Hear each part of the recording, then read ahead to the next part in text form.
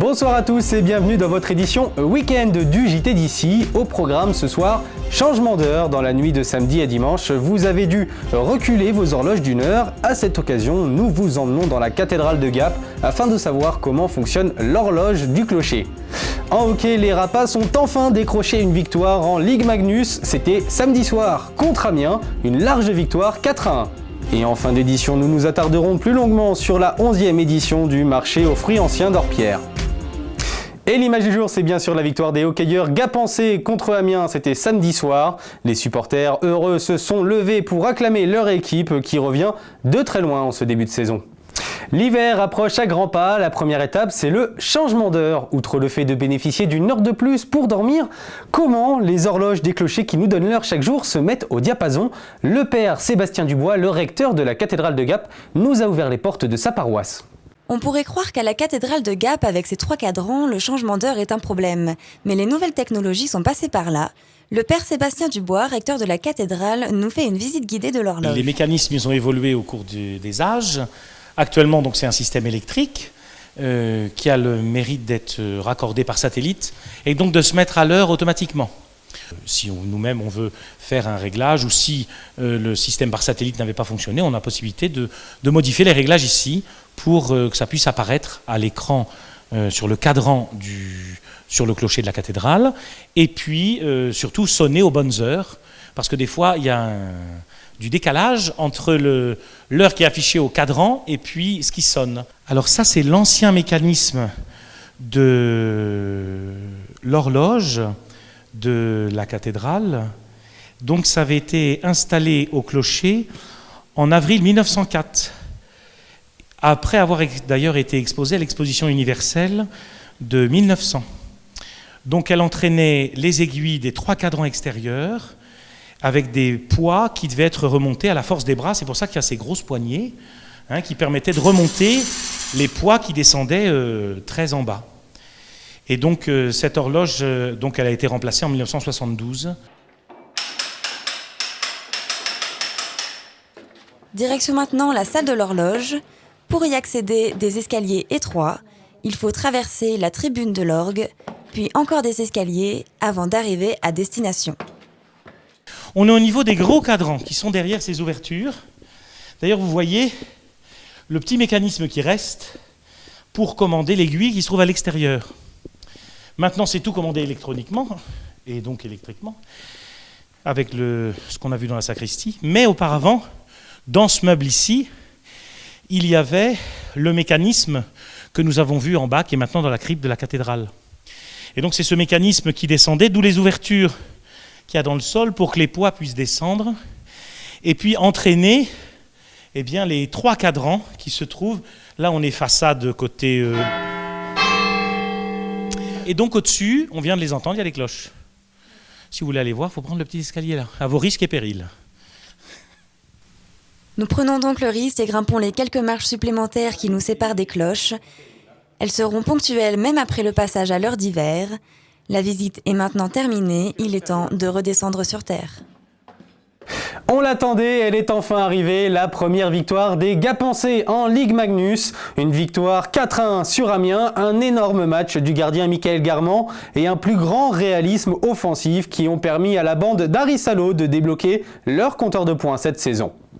Samedi avait lieu le forum annuel des sapeurs-pompiers des Hautes-Alpes à La Ragne, l'occasion de revenir sur les problèmes de recrutement des sapeurs-pompiers volontaires dans les Hautes-Alpes.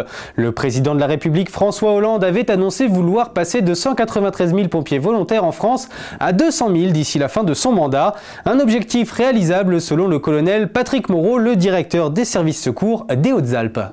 L'application du décret, c'est tout l'enjeu de ce forum. Donc c'est un bon décret avec des mesures favorables pour le volontariat. Et nous avons lancé une consultation pour justement étudier toutes les modalités d'application et voir comment le faire entrer au mieux aux besoins des pompiers ou alpins. Moi j'y crois puisque c'est plus 3,5%, alors que nous, dans le département, notre ambition c'est de recruter plus 100 pompiers, c'est plus 10%. Voilà, donc c'est à mon avis un objectif tout à fait atteignable. On se bat tous les jours pour essayer d'en recruter, mais c'est vrai que c'est difficile. Ça fait 20 ans que le nombre reste au même niveau, donc c'est bien, mais par contre l'activité elle a progressé de 30%, et donc la charge qui repose sur chacun est d'autant plus importante. Et nous sommes allés à la rencontre de cette famille haut-alpine qui vendangeait ses vignes ce week-end sur les hauteurs de Chorges. Portrait de cette tradition familiale qui réunit les grands et les petits. Sur les hauteurs de Chorges, des silhouettes s'affairent derrière des vignes dans le soleil couchant. C'est une famille avec des amis qui ramassent les grappes de raisin sur tout un week-end. La vue est belle, l'air est frais et des rires éclatent par endroits. Michou, le patriarche de la famille, organise ce week-end chaque année. C'est la tradition. C'est une journée familiale, de retrouvailles aussi. On le fait volontiers. On le fait plus par amour que ce qu'on a besoin de vin. Les enfants sont aussi mis à contribution, c'est nécessaire pour leur faire découvrir la tradition ancestrale qui perdure depuis des générations. Alors on n'hésite pas à les faire venir, parfois des départements voisins. Cette mise la pompette, elle est montée d'Aix exprès pour faire les vendanges. C'est pas vrai. Bah. Et il y a Isabelle, la fille de Michou, qui ne raterait pour rien au monde ce rendez-vous. Dans ses vignes, elle se rappelle les meilleurs souvenirs de son enfance. Quand j'étais petite, je venais tailler la vigne avec mon grand-père. Donc c'est vrai que depuis toute petite, je suis dedans. Avant, on allait à Romolan, même les premières vendanges. Et puis après, c'est vrai qu'on a gardé cette vigne que petit à petit, il a replantée. Les femmes travaillent ensemble et les hommes sont de leur côté. Les discussions ne se mêlent pas, mais les blagues fusent de toutes parts. Question qui fâche, qui des hommes ou des femmes travaille le plus dur? Bien sûr que c'est les femmes. Disons qu'on arrive à faire deux choses en même temps, nous. N'est-ce pas, Lolo? Et pour réconcilier tout le monde, un gros pique-nique est prévu dans le champ voisin le lendemain, comme pour conclure cette jolie parenthèse qui ne dure qu'un week-end par an. Et allez, quelques résultats sportifs. Sébastien Ogier remporte le Rallye d'Espagne devant son coéquipier Jari-Matti Latvala et Hirvonen. Volkswagen est ainsi assuré de devenir champion du monde des constructeurs cette saison. Hockey Ligue Magnus, les Briançonnais ont perdu 3-1 face à Rouen samedi soir. Ils conservent malgré tout leur 3e place au championnat. Football, le 3e tour de la Coupe des Alpes. L'Argentière-Lémé 5-1, La Roche Sport Gap Foot 2-3, l'Avance Sisteron 0-2 et Embrun l'ASVG 2-0.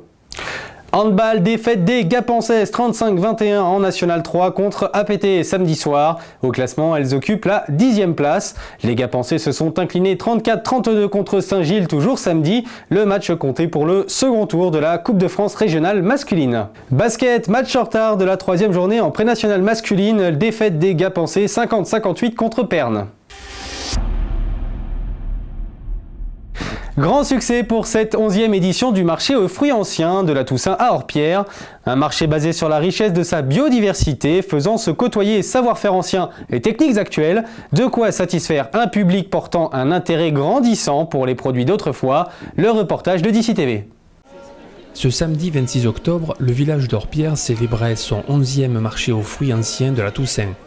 Cette année, l'accent a été mis sur les variétés de goût. Bon, pourquoi fruits anciens? C'est souvent la question qu'on nous pose. Parce que c'est surtout des fruits qu'on ne cultive plus.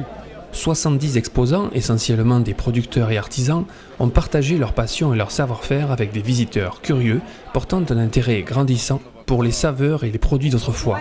Alors, vous découpez le couvercle, avec une pierre à soupe, vous enlevez toutes les graines, c'est tout. La manière dont les gens racontent leur travail et leur passion, finalement, c'est formidable ça. On retrouve des fruits qu'il y a longtemps qu'on n'avait plus vus et qui reviennent sur le marché. C'est des fruits qu'on avait dans notre jeunesse et qui ont disparu. Il y a une catégorie d'âge, en fait, moi je dirais de la quarantaine jusqu'à 80-90 ans. Les gens ont connu l'alimentation d'autrefois, le goût de la pomme. Et d'ailleurs, il y a beaucoup de gens qui nous disent on se réconcilie avec la pomme. Ce que vous voyez derrière nous, c'est des plants de pépinière, parce que de plus en plus, les pépiniéristes développent et reproduisent, multiplient des variétés qui sont en voie d'extinction. Même si on ne les retrouve pas sur les marchés en grande consommation comme, je ne veux pas les citer, enfin les pommes que vous trouvez dans tous vos supermarchés, et bien les gens chez eux aiment bien planter une variété qu'on ne cultive plus, une variété oubliée, et ça c'est vraiment un des succès du marché.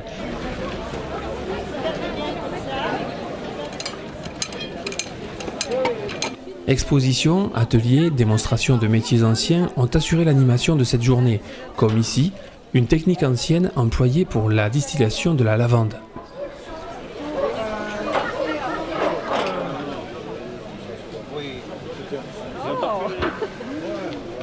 Ah ouais, dis donc, c'est bon, Jean-Louis.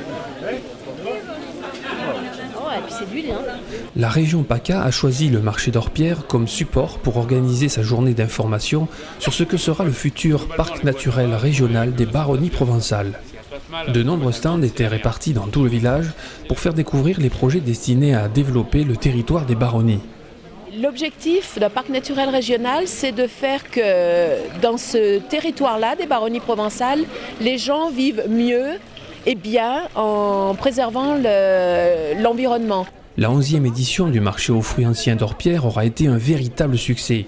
Une belle fête du goût qui a su séduire les papilles de plus de 4000 visiteurs pour cette seule journée.